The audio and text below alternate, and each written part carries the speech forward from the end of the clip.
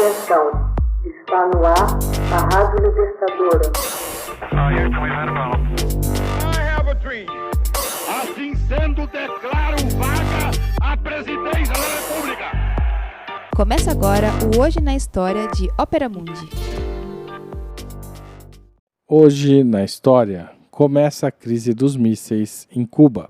No início da década de 1960, as atenções do mundo estavam voltadas para Cuba. Uma revolução armada, conduzida pelos guerrilheiros da Sierra Maestra, comandada por Fidel Castro, havia derrubado o ditador Fulgêncio Batista, que chefiava um governo repressor.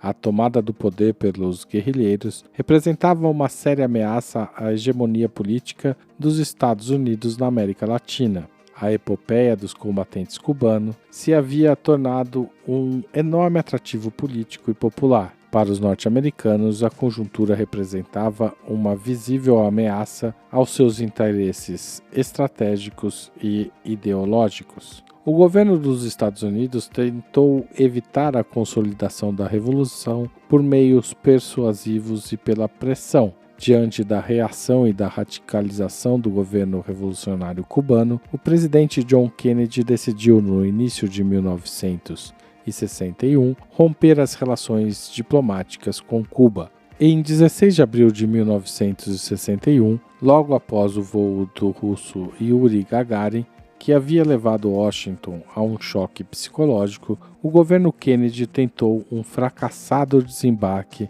na Playa Girón, na Baía dos Porcos, em Cuba. A operação planejada pela CIA usou refugiados da ditadura batista como peões na fracassada tentativa de derrubar o regime cubano. Apesar de ter repelido e esmagado a invasão, Fidel Castro estava convencido de que os Estados Unidos tentariam invadir Cuba mais uma vez, mas com suas próprias tropas, e arquitetou um plano. Persuadiu o premier soviético Nikita Khrushchev a fornecer-lhe armamentos que pudessem dissuadir Washington de qualquer intento militar.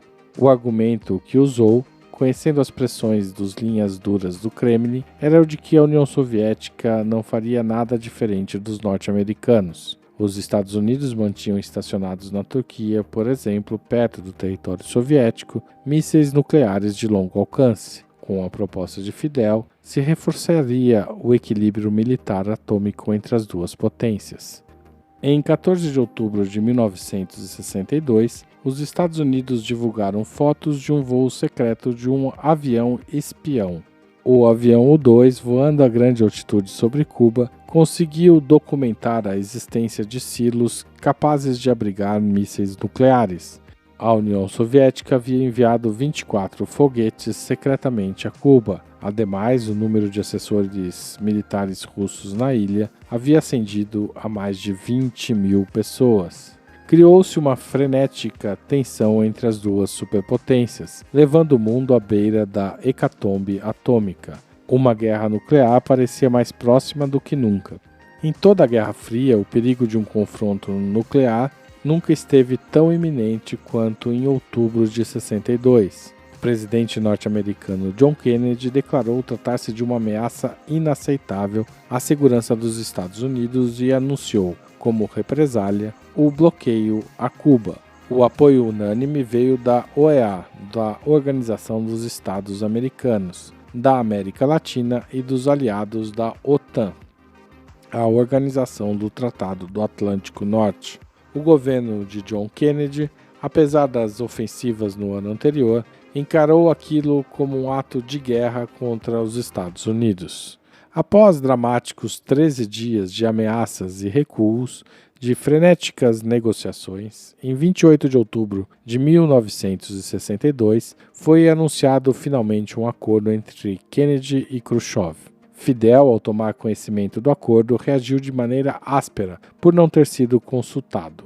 Aparentemente, o pacto atendia a todas as exigências de Kennedy. O acordo entre os mandatários acabaria por romper a imensa tensão que tomou conta do mundo, acalmando os Estados Unidos e a União Soviética, que estavam à beira do desastre nuclear.